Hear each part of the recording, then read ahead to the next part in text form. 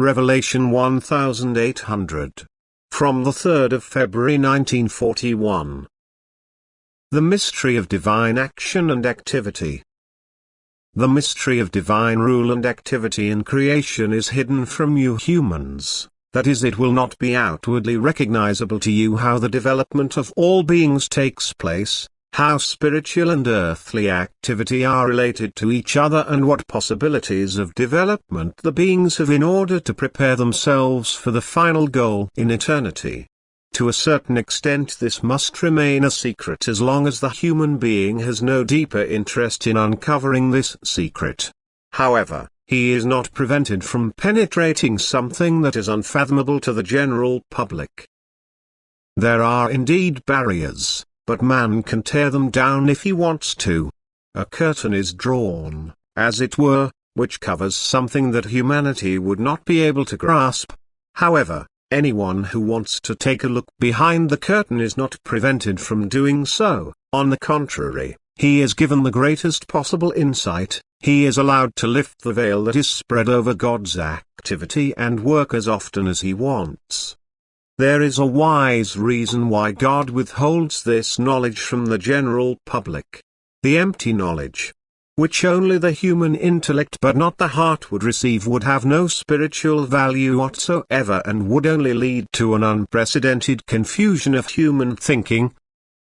Spiritual activity can only be grasped with the Spirit, and again, nothing in creation can be understood as long as the spiritual purpose is not clarified. For spiritual causes underlie the earthly work of creation.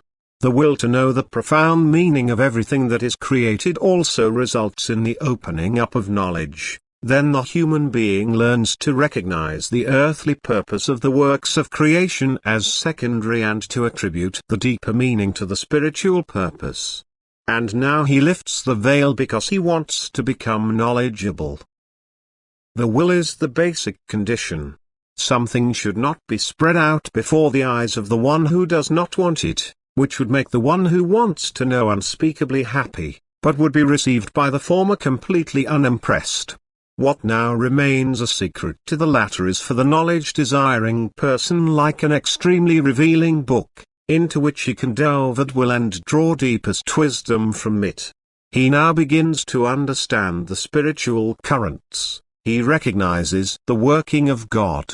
He recognizes the connection of the individual works of creation with each other and their purpose, and now he also understands his mission.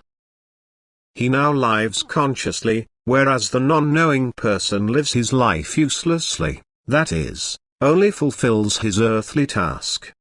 He walks outside the curtain.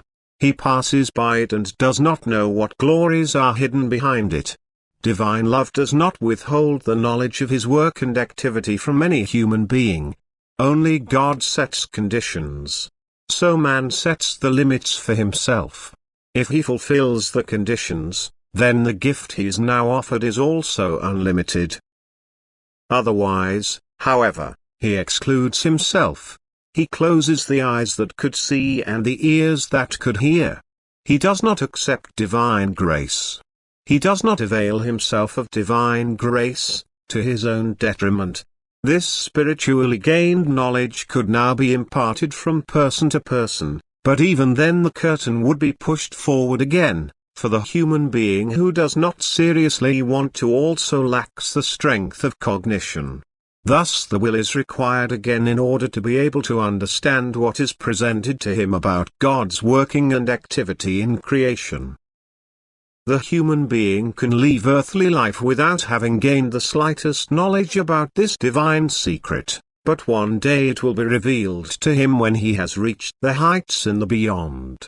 However, he will undoubtedly progress faster in his higher development if he already acquires the knowledge of it on earth, for then all his thoughts and actions can become a blessing for him because he lives life consciously, because he uses the spiritual currents and thus is in intimate contact with the spiritual strength and its giver, who has thus, in a manner of speaking, reached the goal which was set by God for every work of creation. The conscious turning towards God, which is the goal and purpose of all creation. The knowledge of everything makes it easy for the human being to turn towards God. The slightest will towards God also imparts knowledge to the human being. Thus the will must always become active first, but then the human being can achieve the greatest spiritual success, for he becomes knowledgeable, and through knowledge and its impartation also enters into intimate contact with God. Amen.